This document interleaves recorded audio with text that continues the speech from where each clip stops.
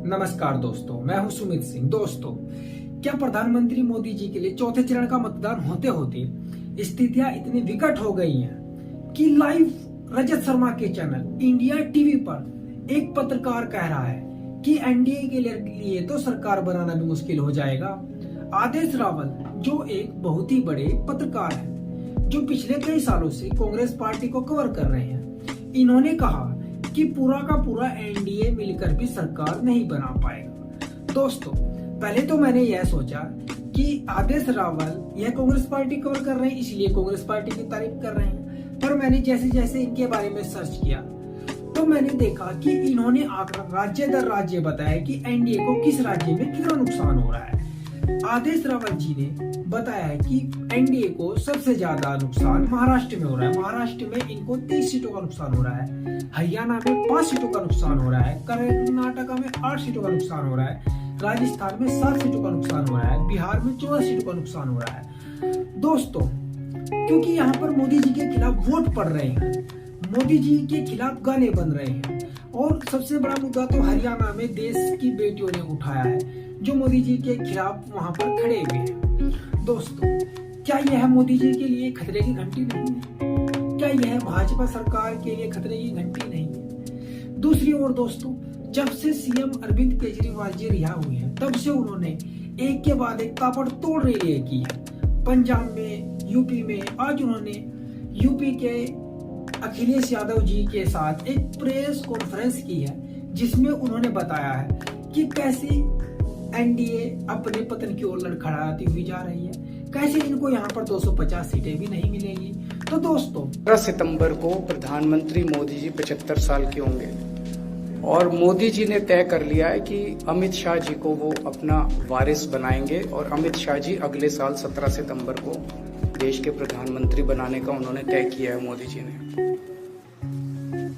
इसके ऊपर मोदी जी पिछले 1-2 साल से लगे भी हुए हैं, क्योंकि भारतीय जनता पार्टी के अंदर अमित शाह जी के सामने जो जो बाधाएं पैदा कर सकता था नेता, एक एक करके उन सब नेताओं को साइड कर दिया गया, उनका पत्ता साफ कर दिया गया।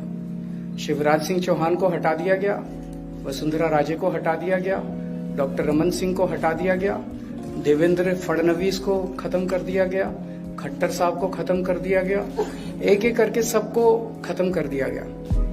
एक ही शख्स बचे हैं जो अमित शाह जी के रास्ते का कांटा बन सकते हैं। हेलो, आवाज आ रही है? आ रही है। एक ही ठीक है, आ रही है। एक ही शख्स हैं जो कि उनके रास्ते का कांटा बन सकते हैं, वो हैं योगी आदित्यनाथ जी।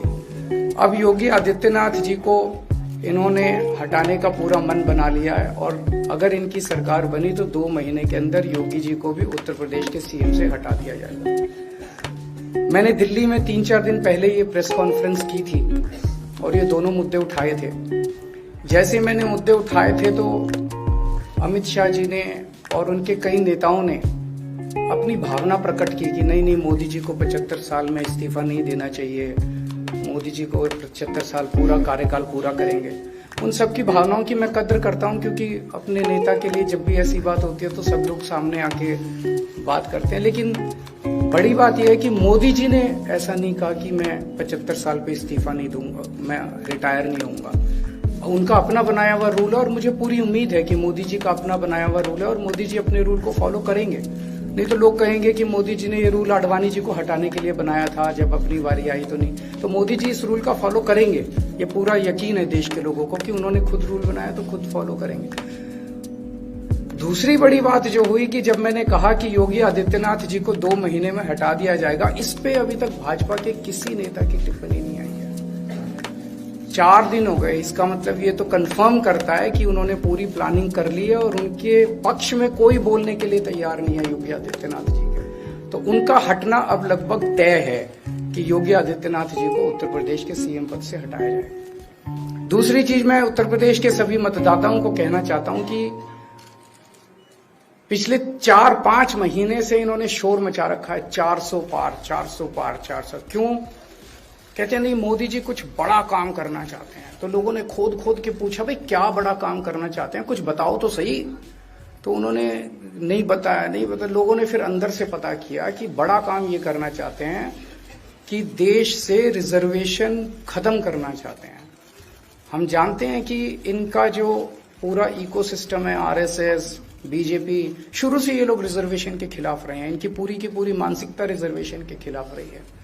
तो मैं सभी लोगों को ये आगाह करना चाहता हूं कि ये बड़ा काम इनको 400 पार इसीलिए चाहिए क्योंकि ये रिजर्वेशन खत्म करना चाहते हैं। संविधान को, बाबा साहब अम्बेडकर ने जो संविधान बनाया था, उस संविधान को ये तार तार करना चाहते हैं।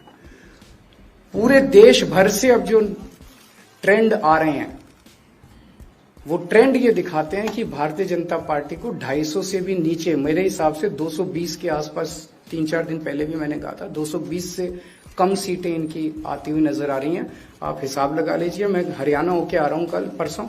हरियाणा में इनकी बहुत कम हो रही हैं, दिल्ली में इनकी बहुत कम हो रही हैं, पंजाब में मुझे नहीं लगता इनकी कोई सीट आ रही है, कर्नाटक में इनकी काफी कम हो रही हैं, महाराष्ट्र में इनकी बहुत कम हो रही हैं, बंगाल में इनकी कम हो रही हैं, यूपी में इनकी कम हो रही हैं, बिहार में इनकी कम हो रही हैं, झारखंड में इनकी कम हो रही हैं, राजस्थान में इनकी कम हो रही हैं।